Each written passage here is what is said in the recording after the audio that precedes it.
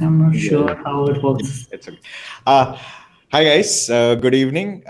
It's a great pleasure to have Patrick here. I mean, 5 times 100 percentiler, three in a row. We'll come to all those things in a little bit of a later detail. See, the basic idea of this session is set up tone for quite a few things over the last couple of weeks. CAT results and other results have come up, and you will have everyone trying to promote their courses, their results, etc. So, what we are trying to do is there is a lot of mudslinging which goes on at this point of time also. Like, this is, I mean, I am the best, and this is the next best thing since sliced bread. What we're trying to do is we're looking at, and it's also the other way around also. There are students who are not very happy with the courses which came up, and then they now take out their frustrations. You have all these fake IDs, Quora reviews, all those things. So we will briefly touch up on all of them, look at from somebody who has been training for almost 15, 16 years now. So, Patrick, welcome to the session. I mean, it's a pleasure to have you. Uh, First things first, I mean, you have been taking CAT for almost probably more than 15 years. How do you keep on going? Nothing. I don't do anything for a cat. I just teach students, and that helps me to go about it. So as far as I know, people like me, the others as well who take up cat every time, I don't think we go and study for the cat. We just go and write for the cat. But yes, when we teach our students, we teach with a lot of other things. Like we are academically involved, and that maybe helps us to be in touch. That's where it goes. Otherwise, there's no other extra efforts. A lot of Okay. time in admin. There is one criticism, and I've asked this to Rajesh and Shashank also earlier, is that people like you who take CAT, they basically end up taking one seat because you have 100 percentile which you have taken up. Or okay, there is another accusation which is now coming up, is that you basically skew the normalization across the slots because of your extremely high scores, especially in DILR and maths. So, what is your Okay. So I'll put both. First is the number of seats in IIM Ahmedabad is constant. I don't apply to IIM Ahmedabad, so I'm not taking up a seat. So they're taking that many students. If they have 400 seats, they'll take 400 students. I've applied, that doesn't matter. Still, there are 400 students getting into, so I'm not taking up a seat. Nor am I getting into the way of a call because they call a number of students and I don't apply to the colleges. So if I don't apply to the colleges, then I'm not involved in anybody's selection process. So if they're like 100 people like me who are there and they're all with like everyone about 99 percentile are all faculty, the cutoff of IIM will go 1 percentile down. So they have to call so many people for interview, they'll call so many people for interview. So since we're not applying it, we don't even affect this, not even the calls at least. So as far as I know, almost all the faculty don't apply and it doesn't affect their calls at all. So that is gone. Yeah, skewed process. That assuming that I am the topper in the section, I'm not a topper in the section or individual. There are other people who are higher than me.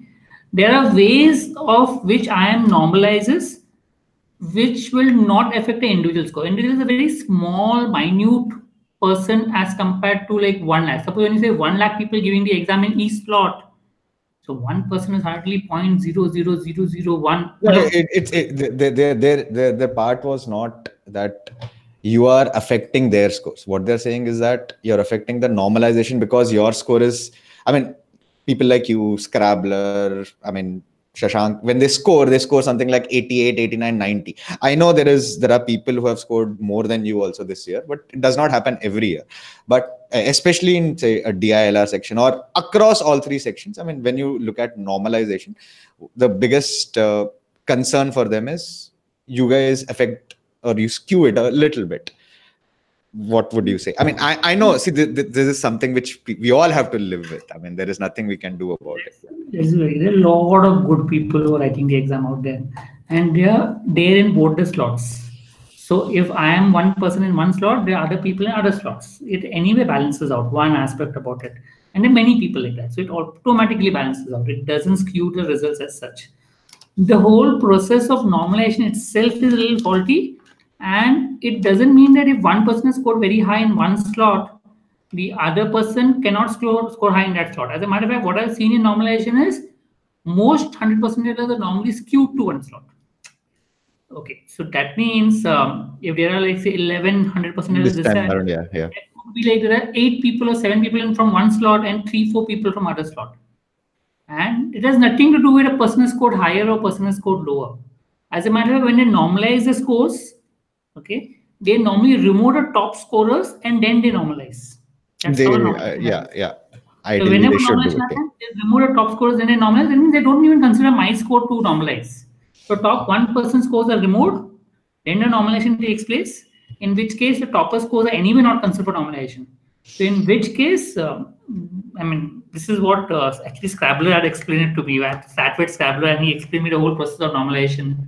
And he said that they remove the top 1 percentile or whatever it is, and then they I mean, normalize. that makes sense also. I mean, because that's the only way to compare. I mean, even on the lower side, you will probably have somebody not even attempting the paper or probably getting everything wrong also deliberately or anything. I mean, like I think there was one time when Gautam Puri shared like it was a perfect zero. I mean, zero scored 40 percentile or 30 percentile in a section or something like that. I mean, that takes care of. Uh, But would you like the IIMs? I mean, it's a far-fetched shot. I mean, would you like the IIMs to allow you to give CAT just for fun? It's not for fun, please. I mean, what I'm saying, not for fun, as in I like mean, if I you're give it for not, no, we don't give it with preparation that's there. But okay, I'll tell you the history about me writing cat. okay, And why other people also write cat would be the same thing. Okay, I start with when I started teaching. I mean, I started giving cat. I wrote cat once when I was in the final year. Didn't make it to the top colleges. Made it to Bajaj. Then I went to Bajaj is the top college, obviously. But then I went to teach. So when I started teaching, now I'm teaching a bunch of good students. Okay, and then now there's a question mark. So when I'm teaching, I myself have not got into a top college. So am I capable of teaching these students to get into a top college if I myself have not cracked the exam? That was the first question that came to my mind. So when I first gave the exam, I had no thought process about like cracking the exam or scoring 100%. As a matter of fact, even now when I go for the exam, I have no thought process of scoring 100%. So went and gave the exam. I think the first attempt after when the first percentile came in, I got some 99.8 or something on that, or 17, whatever it is. One of my that's students scored higher than me. yep. So that happened. Then I remembered once I was teaching in the class, okay, and I had a student who was good, decent, good. I'm not saying decent, good, right? And it was a demo class. So he sat in my class, he went, and I knew him beforehand because he was there involved with me beforehand also. So I just talked to him about it. So he said, "Sir, your class is good, but your methods will not work in the exam." Now there is a Yeah, that is something which yeah. if my methods are not going to work in the exam because I have not cracked the CAT, then there's a big question. So I said, let me give it and see if my method works. Scored 100 percentile. People then start believing, oh yeah, your method works. Because what has happened in my case is my methods are very different from what other people do. So for people to believe that my method works, I have to That is perform. true. That is If true. I don't perform, I get this question, sir, your methods are not very easy, or whatever it is, and I don't think it will work in the examination. And I still get these questions. And I have to tell them that I have done this for all the questions in the examination, but no matter what I say, people there are always the skeptics. But yes, the skeptics are comparatively low when I score high in the exam. So automatically I it mean, so basically, you're a victim of your own success. So I have to right now give the cat.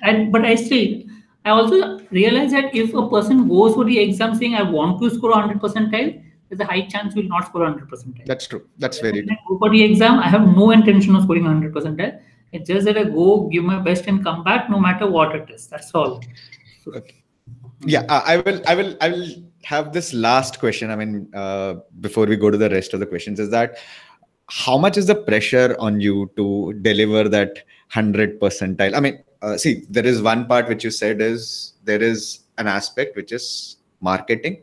Unfortunately, whether we like it or not, we all yes, market. Like, I mean, I had to, I mean, if people want to read it up, I mean, I have a story on Quora on why I gave I am Ahmedabad and I had to go and convert it because otherwise there are people who are teaching over there and I just could not get any students over there. I mean, for me it was right. just a title. Okay, I probably became a worse teacher or I don't know how it was, but it's a marketing gimmick. There is nothing else about it. But for you, I mean, for after the first time that you cracked or you reached a percentile which is comfortable for you, you keep on giving it again and again. I mean, like for giving it for 15 years, 14, 15 years, it's pretty difficult, honestly.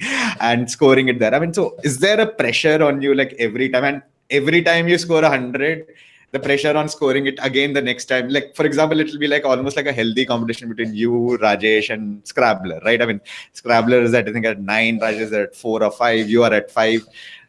I mean, I believe that they are good and I'm not competing with them. And I don't know whether I'm capable of competing with them or not. That's a different matter. But I believe they're good. So I'm not even competing with them. No, I'm talking about getting the 100 next. What? I get you what? I said, like, see, you get 100. You have to get, I mean. No, I don't have to get it. I don't have to get it next time. I told you, if I go for the exam with the aim of getting 100, I'll not score 100. I'm sure of it. So just go write the exam, understand the pattern, and I don't have a pressure of scoring 100 because I already scored 100 before. I said like, no one is going to question me that, oh, you got a 4-time or a 5-time. Doesn't matter. The first 2 times I got 100 was just not even thought about, just got 100. After I don't have to actually get 100. So that is not a pressure. And if I take a pressure on me, I will not score 100. So I have talked to Rajesh, I have talked to Scrabbler. I don't think they also take a pressure on it. No, and Rajesh is very clear about it. Rajesh basically does it because it's, I mean, he likes doing it. Shashank basically does it because he writes basically every exam, I think, just like you. So you guys are now doing it for the fun of it, if I'm not mistaken. More than anything. It's not fun. There's a lot of learning on that. Look, what happens is a CAT is a lot to do with psychology. People don't realize. I have seen a lot of good students not performing well in the exam, and I've seen a lot of weak students performing well in the exam purely because of psychological makeup in the exam. So when I go and write the exam, or maybe Rajesh does or Strat, I know exactly how the mind works in the exam. The throughout process, the pressure, not that the pressure doesn't come in the exam. So I also do get frustration saying, oh, I have not got the sum. So what to do now? But then I know how to recollect and recall and say, okay, let me relax, let me breathe. Let me close my eyes. And I realize that half a minute break helps. That only helps that you understand only if you write the exam and have faced that problem. Then you can go and tell the student if you face this problem. So a lot of my training in a later period also is worked on psychological matters. So I tell students psychologically how to behave in the exam. Okay, how to go about reacting in the different situation. And that maybe slight edge with regards to teaching, with regards to telling them psychologically and how to work on that. Okay. So, yeah, that's perfectly fine. Okay, so that brings up to the next part, which is there. I mean, you're 100 percentiler. You'll have students who would have scored 100 or a 99.8, 99.9, etc. See, there are a lot of theories around. Okay, so there are people who say that it's only because the teacher. There are students who do well. It sometimes works the other way around. They will say, it's because of me, not because of the teacher. How much do you think a teacher contributes? I mean, I know it's very difficult to quantify a percentage that I can do. I mean, from my personal experience, I would claim anywhere between 10 to 30, 35%. I mean, I don't think you can claim more than 35%, but I'm willing to hear, because end of the day, the student has to write the exam. Look, in the end of the day, it is students who score.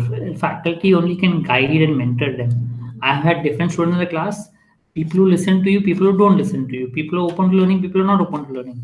So it is, no matter how well you teach, what you do, what you mentor, you do everything, you give personal attention, everything, it is upon the students in the end of the day to take it.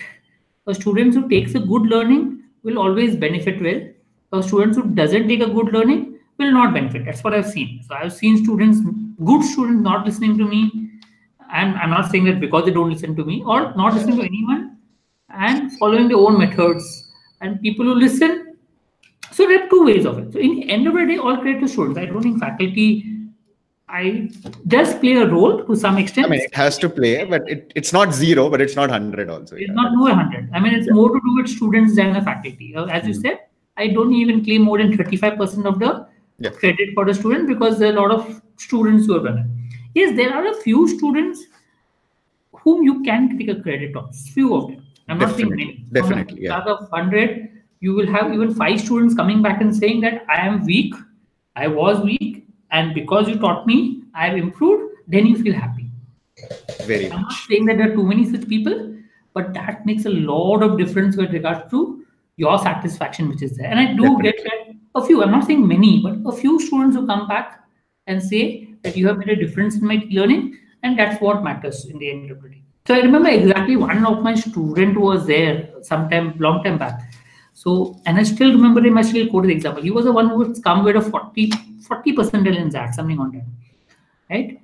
When he came to join my class, he really pestered me. Really pestered me with 100 questions. In the end, I had to say, if you want to join. If you don't, then please go. Okay.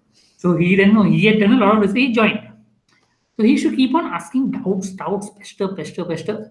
I said, I'm open. I mean, I just solve whatever doubts is, etc. But he should there. He is there always. After a class, he's there asking doubts. Okay. He's always asking doubts. Okay. And when exam went, etc., after the exam, he came back and then he came and told me. I mean, the fact that I was there and to learn your methods is what helped it. That is the biggest satisfaction I can get. So he scored a 99 percentile, got into XLRI, Jamshedpur, passed out from that, doing really. I mean, everyone has one student which we probably would be really happy, and there are probably 2 or 3 students where you're disappointed. Oh shit, this guy got away. I mean, we could have done as far as learning or something which is there, I mean, I'm not a doctor, Shashank is, you are not a doctor, but this is the closest you can come to actually getting a real contribution that you can make to a student's life. I mean, not every student, but obviously, as you said, at least 10 to 15% of students will listen to you, which are there. Coming to the similar part, I mean, everyone has, we all run courses which take a personality of our own. I mean, if you look at the study material, I mean, roughly 80% of the questions are roughly the same. I mean, whether you take IMS, CL, time, etc. I mean, roughly 80% of the course content will be roughly the same. It's the people who teach who actually make the difference. I mean, so would you like to say something about the type of students who would love you from your experience and type of students who would actually hate you from your experience? Have you sort of thought about it ever? So you asking me some people who would hate me? I mean, see, I'm not saying that engineer is going to love you or a non-engineer is going to hate you. I'm saying I would put an engineer, maybe a good engineer who knows his basics right, who is fundamentally clear about what he wants, will not like me. I put it very clearly with that. I remember a class where I remember a batch a couple of years back. I had a batch. There's one engineer who was really good. I start separating the sum, he should get the answer right. And around him, there were 3 or 4 non-engineers were there. Okay, and they should look up to that engineer, like, oh, he used to answer fast. And he's doing really well. Oh, he's doing this. And they started learning, going to him to this one. I told him very clearly, please don't study him. He's an engineer. He has his own methods. You're a BCom guy, you will have a different way of studying. So evolve with your own methods. Look, you can listen to him, but if it doesn't add to you, then please move out on that aspect. So that's what I told him. So they started moving out and he started studying. Now I mentored him. I tried to tell him that you're good, you're an engineer, but you have to change your methods. The engineering methods will not work in the CAT. Okay. In the end of the day, the 4 or 5 students were there who were around him. They all got into good college. So I think one got into Ahmedabad, one got into Bangalore, one got into SPJ, etc. This boy didn't get anywhere. Okay, not because he was an engineer. He had there are some people, which you cannot help anything about. He had low percent all the 4. He didn't realize that though he was good in the class, it doesn't mean that he's going to crack the exam, because CAT was a very different method. You have to unlearn what you have learned, because the engineer is very strict with these steps. Okay, decide, no, I know how to solve this and I'll solve this. You have to explain him that there's an alternate method to do it. They tend not to listen to you. Okay, no, I have had good engineers who are open to learning, who have done well. I mean, but there are always engineers who are like, I know everything, let me come in the class to revise. Then they don't like me. That's pretty upfront over there. So, I mean, you have talked about students, engineers. I mean, you also said about how much there are people who actually pester quite a few. So let me ask you a simple question. I mean, see, we all, as we become more and more successful, we have more and more students coming and joining us. I mean, you have, we become victims of our own success, because there is a limit to which a person can handle.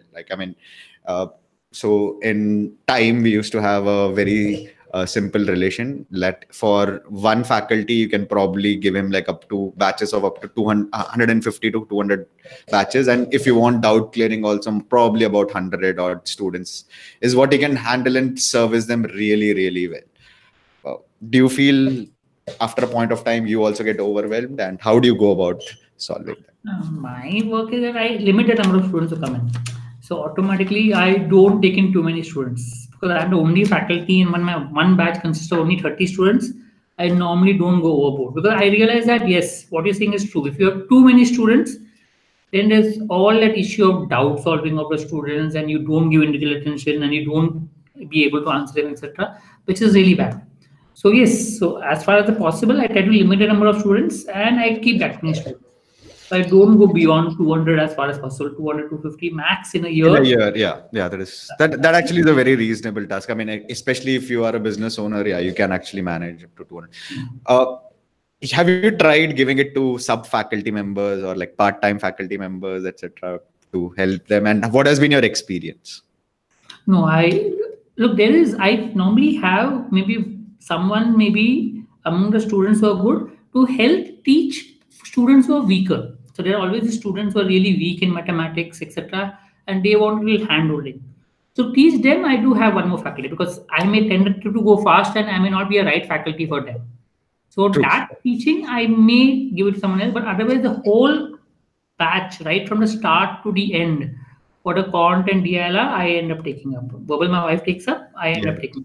So basically, I know each student to some extent with regards to strengths, weakness, what is he, what is not till the end, and that helps me to understand the student well. So that limiting the number of students definitely helps me to give individual attention to students.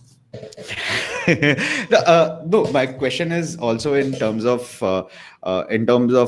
multiple people having it. Like, for example, I may have a different method, somebody else may have a slightly different method. Even though he's probably teaching with me, he may have a slightly different method, and it is magnified these days because now you have people joining individual courses. There's some people who are joining only a maths course, somebody joining only a DILR course. There are some people now which has gone to a level where, because everything is available partially online as well, people learn part of the tricks and then they try to use it in different parts, and suddenly it becomes a little difficult. Like, I mean, for example, I mean, you might be good in geometry, you might be comfortable with geometry and permutation combination. You may not like algebra that much. I'm not saying you particularly, a particular person.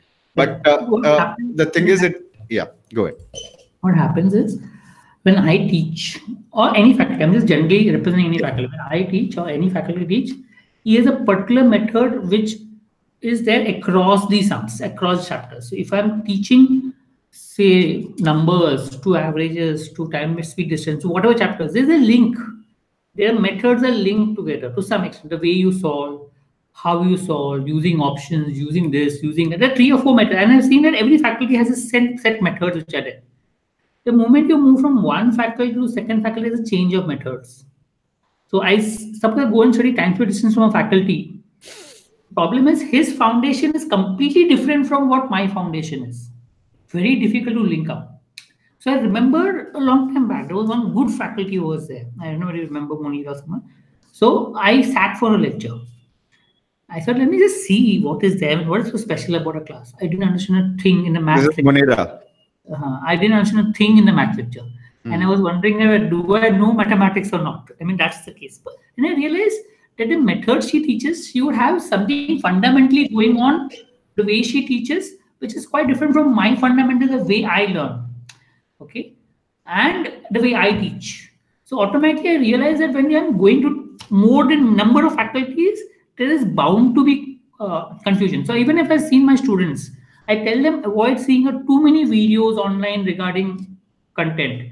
Because the moment you go across the videos, there is bound to be confusion with respect to methods. When one faculty teaches one method, second faculty teaches second method, you will not know what to follow. And normally say maximum keep 2 maybe in place, 3. And then follow them properly. Instead of doing half from one faculty, half from second faculty, you'll not be even good here, you'll not be even good there. And you'll not be able to apply those methods in the exam. So you lose That's out. definitely true. That's definitely true. I mean, I think one of the biggest challenges that you have is it's not that the method that the other person is using is wrong. It is also because sometimes it becomes a little bit of a problem because you have tried to teach people by not following that method. You know that method. It's not that you don't, that method. It's just that you're not comfortable. It's to be very simple with this is you have a left-hand drive car, you have a right-hand drive car. I mean, if you have a left-hand drive car, doesn't mean that you cannot drive a right-hand drive car. It's just that you're not comfortable doing it. It'll take you some time. You can also do it, but you're just more accustomed to it. I mean, that's what I would say. It's not that, one of the biggest, and we did it in the other session also. I mean, humble request. There are multiple people who are really, really good. And as Patrick said, they will be able to handle limited set of people. The fact is, if you trust a person, please do trust him all the way through. I mean, we do get a lot of pleasure in your results. Obviously we do like to make money. We would like to have a reasonable lifestyle. That is all part, that anyone in any job will like to do. But more than anything else, I'm sure Patrick would have left a pretty decent career out of Jamnalal Bajaj just to teach. It's not that he's a bad, what did you market it? You were in marketing, is it? Yeah, I was doing finely well. I wanted to start something on my own, and this is the easiest thing to start. And my mom was a tuition teacher. I think teaching was the one thing I had to get into, so I got it. So after experimenting, I got into MBA, CAT, etc. But yes, there is always a happiness to be on your own and to be with youngster students than to maybe go and do anything else. People have given up a little bit of their lifestyles. They work late hours, like 9 o'clock. Most people will run away. And they work on Saturdays, they work on Sundays, they sometimes work really late also. And then they have families to manage. Patrick has kids also to manage. So, it's a little difficult for people to manage, but they do it because of the joy of it, not because they're trying to have a stable life, something which they really like to do. So, please do realize, there might be something which sometimes people do get a little back behind in terms of the number of doubts, etc. But every doubt is there in people's mind and they will like to try it as much as possible. Coming back to that, we looked at promoting students. We looked at how to go about promoting your courses. One way is obviously you're looking at 100 percentiles in course. I know that's one part which you'll have to promote. If you get that 100 percentile, if students want, people are going to show it up. Why should I not show it? I've done it. I've achieved it. I'm proud of it. The problem happens is when you have expectations of the students. So how do you temper the expectations? How do you tell them like, boss, yes, I did score 100 percentile. This is how I learned it. But you cannot go from alphabet A to alphabet J straight away. You have to go through B, C, D, E, F, G, H. There is a process which you need to follow. Sometimes people are too impatient with that process. How do you manage that expectation?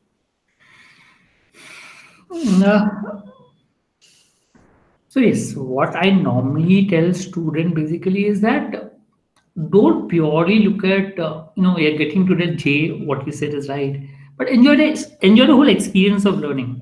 So you are going from whatever you're learning. Something will work, something will not work. Definitely. You don't know. There is always frustration in every person. Everything. I had a student who was there this time who 1 month before, 2 months before is good. Again, 1 month, 2 months before the exam is saying that I don't know whether I'll be able to do mathematics or not in the exam. And how do you say that? He scored 99.87. Not that he could not. Everyone. I'm saying even a very good student has that thought process in the mind that can I do or can I not do? Everyone has.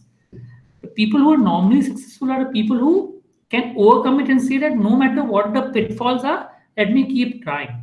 Okay, let me score low marks, but let me just go and write the exam. I put in the efforts and let me go and write the exam. So I realized that people who are normally scared are the people who don't do well.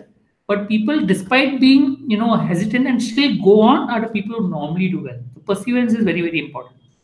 So everyone starts with being very overconfident. Everyone wants to enter Ahmedabad when it's joined. Over a period of time, they realize that no, I think Ahmedabad is less IT out of shots. Let me at least try for some IIMs, and from that some IIMs, let me at least try for some score, and so on and so forth. The expectation keep on going down. It is bound to happen because scores are there, everything is there, whatever is there, a lot of things are there. You have to keep them motivated and tell them that, okay, let's try to enjoy the process and give a lot of examples. There are a lot of examples of people who have not done well in the mocks but done well and gone into the colleges Definitely, because they definitely. persevere. Purely because they persevere. The key is to keep them motivated. First is to keep them a little low and say that don't, I mean, keep studying. And second is try to keep them motivated, saying that it's possible, it's possible. That's all. So a lot of time that goes from my part or maybe any faculty's part is to talk to students and trying to motivate them to ensure that they keep studying. I mean, apart from That's definitely true. I mean, one thing which one of my professors actually used to say is that teaching is about 50% knowledge and 50% theatrics. I mean, you have to keep the audience engaged as well. So, I mean, like, this is one of my favorite teachers used to say. I mean, it's not that he was not good in studies, but he also used to engage us quite a bit in order to teach. Coming back to the part about expectations, the other side of expectations and how people do it is, one is they look at demo classes. I've discussed demo classes with you earlier as well. The other part that people look at is our online reviews, especially these days when you have everything online. I mean, you have Facebook, you have Quora, you have Google reviews and all those things which are there. And then there are testimonials on your website. There is an element by which people end up manipulating this system. There are quite a few people who manipulate the system also. Even something like a Quora can also be manipulated. What is your take on reviews? And I'm not really for reviews. Okay. okay, Reviews fine. I mean, if you know them personally, it's fine. If you don't know, I know. Okay, I'll just give you an example. It's a very, very please. which just give me a minute, Vivek. There's some problem. I'll just 1 minute. Okay, I'll just answer the question. Just give me a minute.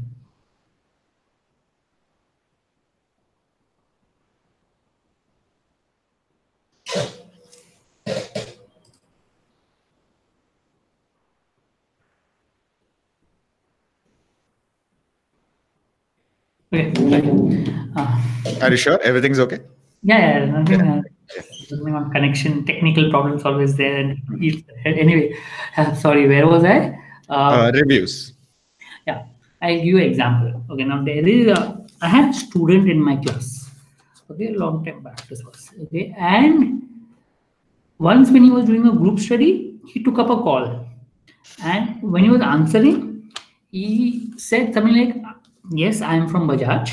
Okay, he's not. He was a student. He was not even passed from Bajaj. Saying, "Yes, I'm studying in Bajaj, and this. I had joined this class, and this class is very good." So on and so forth. Okay. Now that guy was a student of mine. That means he's student currently studying for getting into a college. He was not in Bajaj. When I probed and I found out that he was being paid by a coaching class who gave the number to some student saying that this is my student, go call him, he's studying in Bajaj. So the student called him saying that, okay, this guy is from Bajaj. So he has to respond and say, yes, I'm from Bajaj and this class is very good. Okay. I mean, as if a person can, fudge a live call on that respect and anything else. So I normally don't purely, you can have reviews, you can have this. I've had people claiming that from that 120 students in Bajaj, almost 100 students are theirs. Okay, and so on and so forth. There's so many things. I think this year also there was a fiasco about somebody claiming 100 percentile online. I mean, there was some group where a video was being made. I'm not sure whether it's... No, I know. Actually, it was me and Scrabbler discussing, and he had told me about his faculty. And I told him, how can this guy get 100% when he's an arts? I told him. Then he went about putting online saying that, okay, how is it then? Then that whole thing happened on that as well. But yes, he was the one who, Scrabbler was the one who first questioned that person, like, how can you get 100% when all the 7 were technical people, all 11 were technical people? Anyway, yeah. So that's one. Second, I can give you a lot of examples. There was a time when I was very active in social media, moved off it. Purely because of these reasons. I remember there was once when I was answering queries on Pagalka itself, I think, yes, long time back. So I was active on Pagalka, I was active everywhere else. Then there was one person who came, he started questioning something. Then there was one more guy who came from somewhere, started questioning. And 6, 7 people. Then I realized that all the 6, 7 people were the same person with different IDs. Okay? And one was supporting the other, and he was, I can make out, and I know who that person is, I know who the background is, I know everything about that person. Okay. And with that 7, IDs, he was countering me saying that, yes, we do, no, you don't do, and he was keeping on going about it. And I said, if this is the case going to be on social media, it doesn't work on that aspect. And I see this very regularly. People just posting anything for the sake of promotion. I can tell you something about social media which happened with me in a physical centers. So one of our competitors used to do something like this. So there used to be like after 2 months of classes, he will ask the people to actually open their Facebook account on their phones, and on using their phone Facebook accounts, he will write a review for his own classes. So you could actually see, I mean, there are quite a few students. I mean, I'm not saying that students will be 100% satisfied with me. That is not possible. I mean, I'll be the first one to say that 100% will not be there. But you know that person cannot write this review. Sometimes you know that, and you can actually call that person and say that, how can you write that review? So one of the advantages of smoking is that you actually go out and actually meet that student while smoking, and you actually ask them like, why did you write that review? So he said like, that's how I knew that I did not write the review. My just sir asked me to open the Facebook and he wrote a review. I mean, I've paid him money, so what can I do? I mean, so reviews can be modded, everything can be done, but I mean, but what do people believe in? How will you judge any XYZ coaching class? What will be your advice to people? Normally, students will come to inquire to me only. Also, what you do is, do you know anyone from my class? If you know any student from my class who has passed out, please talk to him. Don't talk to me. I'm not going to talk to you about my class. You want to talk to me about content, about CAT, about CT, I'll tell you about it. But you want to tell me how good my class is? I don't think it is right. It's almost impossible to do it. Yeah. I mean, it is important that you go to some other class. So go to some student of mine, ex-student. If you know personally, go and talk to him. Not that I'm going to give you a number, but if you know him, please go and talk to him. If you don't, then I tell them to go and look at my videos online and the methods. If you're comfortable with those methods, then join me. If you're not comfortable, don't join me. So I'm very clear with regards to how to go about it. There are 2 steps which I follow. One is, first step is, do you know my past student? Yes, talk to him. If not, second, go to the online, see my videos. My methods are very different. If you feel you're comfortable with those methods, then only go about it. So these are 2 things that tell students. For others, for a bigger class, I mean, normally you will get students from a bigger class somewhere or the other, your friend circle. If you're specifically in your college, you will have your friends or friends. Going to XYZ class, yeah. So you go and talk to that people before joining it. It makes sense. They will tell you about in and out of the class because they've been 1 year in that class. So they can tell you which faculty is good, which branch is good, or what is bad, etc. Always there. But there are also, misconceptions. For example, I mean, there could be a perception, for example, in Bombay, that if you're in South Bombay class, you'd be better than being in a suburb class. That's true. And I've seen that not being the true because I know that suburb class could be better. And even in my case, nowadays not so much. But when I should take a class in Dadra and Thane, I myself teach both the places. I do everything. Both the places students are equally good.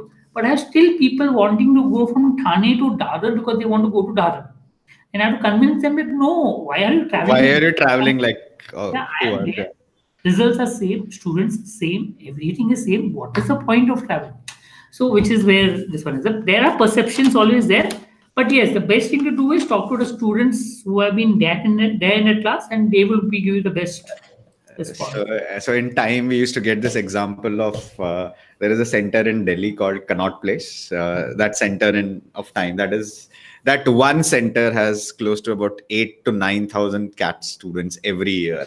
I mean, it's perhaps the biggest center that time actually had or has. I'm not sure about it right now, but we used to be given the example of that. So people from Noida used to come and go to Connaught Place. People from South X used to come and go to Connaught Place. Everyone thought that center is the best center.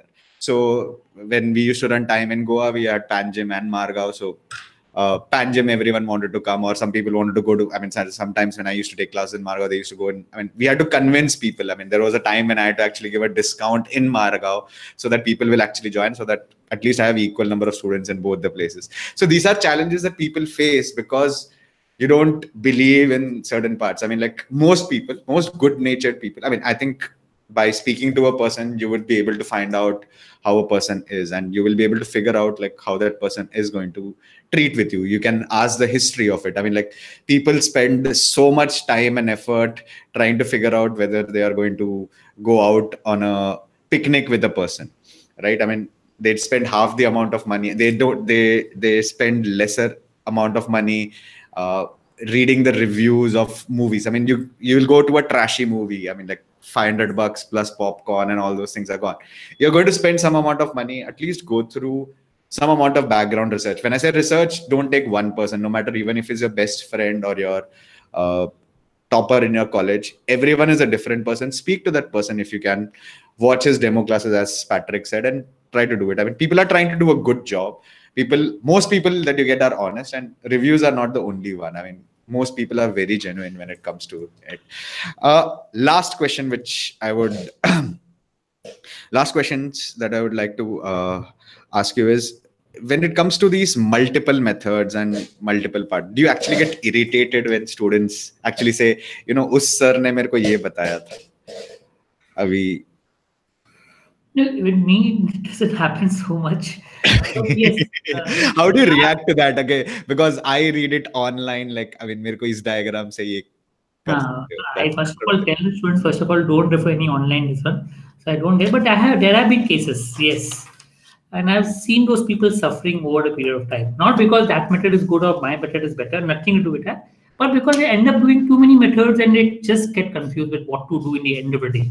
And it doesn't stop. They feel that if I learn from many sources, I'll be better at it. It doesn't happen that way. So no, I don't get irritated with that. In my case, so I just ignore. I mean, if someone asks me, I mean, there are a lot of times when students ask me probably. Yeah, so I can afford that right now. What happens is, a lot of times in the class or outside, where students have asked me doubts and I said I don't know how to solve, and I really don't know how to solve, because there are a lot of these questions which are there, which are not actually. Yeah, they're completely irrelevant. Yeah. In the mock quiz, there's so many questions they're not expected to come in the CAT. So I tell them I don't know, and I don't think you should also know it. So you can skip it. If you want, you can learn. If you want to be a mathematician, you can learn. But if you want to crack CAT, please skip it. So that's what I go out say. I think the biggest challenge you will face is when people start testing you. I mean, it's probably not the right thing to test you. I mean, IIMs are actually testing you anyways, right? I mean, like, when people start testing you, that is something which you get to it. I mean, see, there is not a single person who will probably be able to answer every single question completely correct. Definitely not. I can. And not only, I mean, even if you can answer it, you will probably not strike to you. I mean, there is a different mode that you get into while you're in an exam situation versus there's a different mode that you are while teaching students. I mean, while teaching students, you'll try to elaborate it as much as possible. It's not that you cannot do it in 15 seconds. You'll probably be able to write it probably faster, but I feel that there are a lot of questions which are floating around which will never come in the CAT exam, and I don't know how to solve. Look, usually it's numbers, permutation, combination, where you have multiple parts. Frankly speaking, I don't know how to solve. So when people come and ask me doubts, and I tell them before the class meeting, a lot of times I'll say no, and I don't know. And even I'm not in a social media on WhatsApp group so much, and I don't solve out doubts out there because I don't know myself. What will I solve your doubt? Because I myself don't know. Half the stuff I don't know. Why will I teach you about it? But I also tell them in the CAT, I can solve all these sums, and I can rest assured that these are the sums which will never come in the CAT exam. So I can put that for sure. So there's no point getting into social media and solving tough sums where it is not going to come in the exam. Rather, get your methods right and what will come in the exam. Focus on your efforts on that instead of getting into too many different areas So yes, social media helps to keep in touch, but I don't know social media is the right method to solve mathematics. All your doubts or anything. If you have a small group of friends, it is helpful. You can do on your own. But if you go to a larger social media, then you get such, questions which actually demotivates you from preparing. I mean, I get demotivated, so I don't know how much students face. I mean, I usually get messages on social media saying that solve this problem. I said, like, A, I don't want to solve this problem. B, I don't think you should also be solving this problem because, I mean, it's not going to come up in the exam. So, so I have these people coming and using Fermat's theorem and this theorem and that theorem. Okay, I don't want to learn. You can use it whatever you want. please don't tell me, and I'm not going to learn it. So many things that I have which I don't know, and I feel it's not important for the cat. So I'm not going to learn it. It doesn't matter. At least people should now realize that for the last 2 years, they have actually put out the entire cat paper. I mean, both the slots. So you have 4 papers to work with. I mean, you know roughly what is going to come up in cat. Right. And Right. okay. So Any last things which you would like to say to students before we close? I mean, like in terms of cat exams, results, etc. What exactly would you like to say? look, now, so I have two things in my mind with regard to CAT exam. One is you need to be motivated. A motivation comes normally with a goal. So yes, you need to have a goal to work on, at least to start with, and be motivated to work towards a goal, right? But there will always be hurdles on the way, no matter what, how good you are, what good you are. I've seen a lot of good students, really good students, facing problem during preparation, and it's obvious. So it is going to come. You have to keep yourself motivated and go ahead during this particular period of time. Okay. Second, maybe it will help if you can study in groups to some extent. A smaller groups helps. When you take help from others, it always helps you to move ahead. So try to take small groups, because I've seen people, 3, 4 people studying together helps. Don't go into too much of social media in terms of learning mathematics and this one, etc. I have put my videos, not some little bit here and there. People have put their videos, but it makes sense to stick to 1 or 2 faculty when you learn, not getting Definitely. across too many places and too many things which will, you will not be here, you'll not be there. You'll be jack of all trades but master of none, and in the end of the day, you will not be able to apply anything in the exam. It doesn't make sense. So let me focus on that. Just give your best, enjoy your journey, more important. People take too much of stress while preparation, it doesn't help.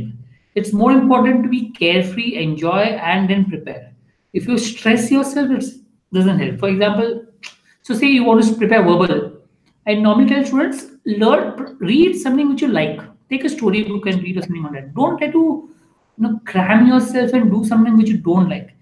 Maybe you can spend a little bit on what you don't like, 15-20 minutes a day, but spend more time on doing what you like. The moment you start enjoying it, you will tend to perform better.